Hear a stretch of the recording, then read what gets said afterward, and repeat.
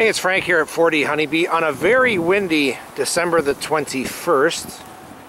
Or maybe it's December the 19th, I can't remember. Anyway, it's a warm day here in Toronto. It's 6 degrees Celsius, which puts us at about 34, 35 Fahrenheit. So I decided to take advantage and get out here and just make one more adjustment to these hives for the winter.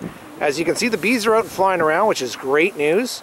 It might mean they're a little ornery though because of the cold and because of the wind, so I'll have to deal with that. But anyway, you can see what I've done here is I've placed the inner lid vent down, and then I've placed it in between the candy board and the upper brood box.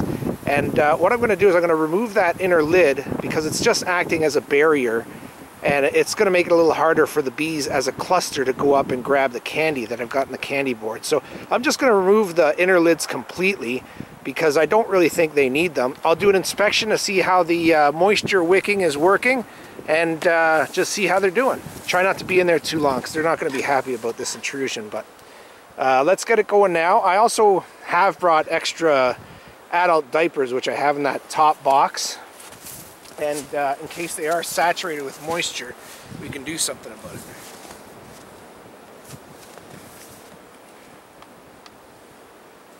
Wow. Well, this is a bit of a surprise. There's a ton of bees up in the well, in the lid and up top where I didn't expect them to be. Now, I wonder how exactly they got in there. I do have a spacer. Have a look here. I do have a spacer at the front, as you can see. And I do have a vent, but between all that, there's a mesh. You can see that fine mesh in the corner there. And I'm surprised that those bees got up there. Now, there are a few dead bees, but as you can see, there are a lot more live bees. There's a dead drone there, too. Oh, maybe they're getting in through that space right there. Look at that. Yep. Right there. Okay. Well, it's not the end of the world that they're getting up here as long as they can get back down. But I didn't anticipate for them to be here. So we'll see what, if any, complications that makes as far as what I'm doing. Or maybe I just shouldn't change that, that lid configuration at all. I want to get a look and see if they're having at the candy. And I want to see how moist this is. It's pretty moist. It's very moist. Wow. Okay, so I'm going to end up, yeah, just the middle is moist where it's getting moisture from below. So I am going to open it up, have a look underneath, and see what's going on there.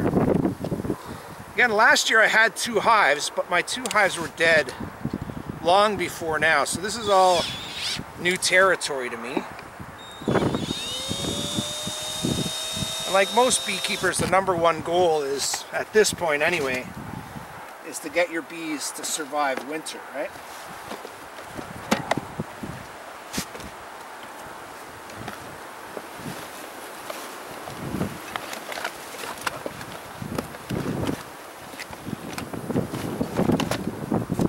Just when you think you got stuff figured out, they always throw you curveballs.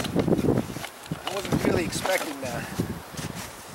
Have to deal with them in this upper box, but anyway, it could be worse. They could be dead. They're not. So for now, I'm just going to pull this outer cover down. I just want to have a look and see at if they're eating the candy or not. I also wanted to see what kind of insulative properties this these pine shavings had, and I have to say I'm happy with it. They're certainly absorbing a lot of moisture, but like I said, I wasn't expecting the bees to be up here. And there they are. Wow. Okay, so I just want to have a look and see if they're having at the candy.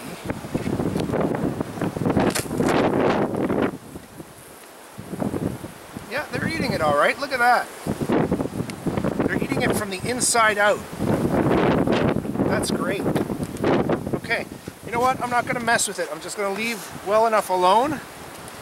And maybe I will make a note that the next time I come up here on a warm day, I will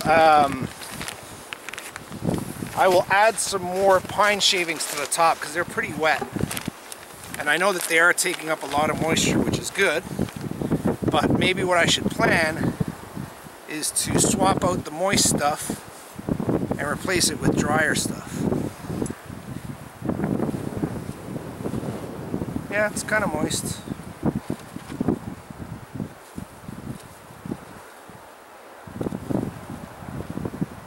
It's nice and warm in there. It's good. Okay, I'm not going to mess with it anymore. I'm going to check out the other two hives really quickly and decide not to change my mind about taking out that inner lid. So that's one, and that's good. It may be that in the other two hives, they're not getting up into that upper lid. Let's have a look-see anyway. See, there's lots of, they've been cleaning out the dead bees, so I mean, it's a good sign that they're cleaning them out. It's a bad sign that there are dead bees, but not all the bees are going to survive the winter. Those are summer bees that that worked hard all summer to make the hive nice and healthy, but couldn't last through the winter. Okay, let's see what we got here. I have absolutely no idea what to expect. Well, and unlike the other hive, this one has no bees. No bees in the upper section at all.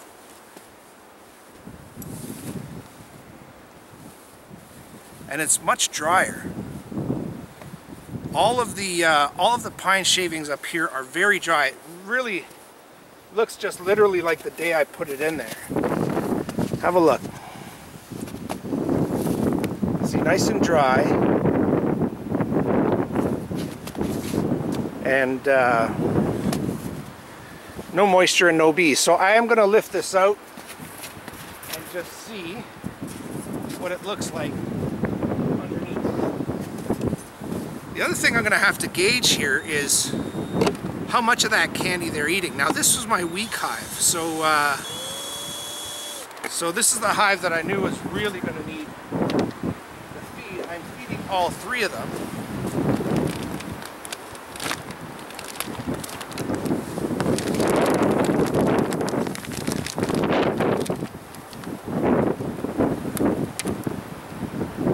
Nice cluster of bees there. That's good. They're nice and healthy.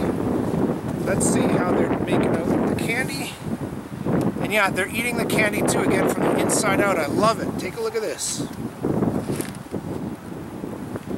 See that? See how they're eating the candy from the inside out? Lots of bees up here. And I'm going to just keep the disturbance to an absolute minimum. And just leave things exactly as they are.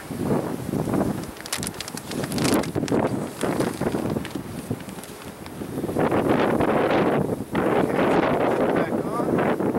The lid is pretty moist inside here. Have a look.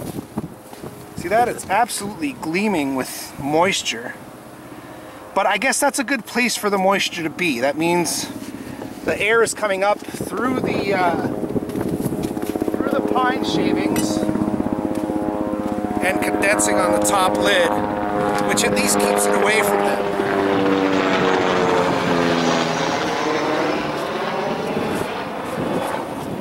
Alright, I'll do one more check of my strong hive here and hope that more or less I find the same.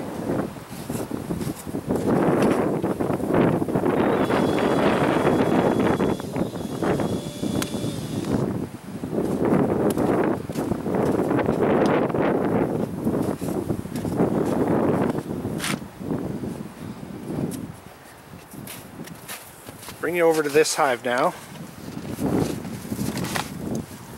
This hive just absolutely went gangbusters all year long.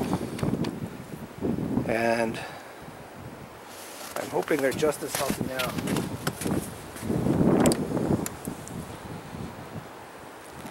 Now again, this is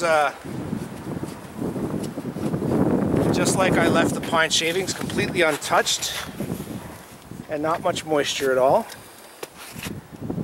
And you see this lid has almost absolutely no moisture as compared to the other one, right? Look at that. Now it's funny, you know, everybody says if you're going to beekeep, you have to get more than one hive. And this is another example where that's very valuable, because you really have to compare your notes from one hive to the other, because they all behave very differently. This year I had this hive which was strong right from the get-go, a hive that was okay, and a hive that was quite weak. Alright, let's see what we've got here.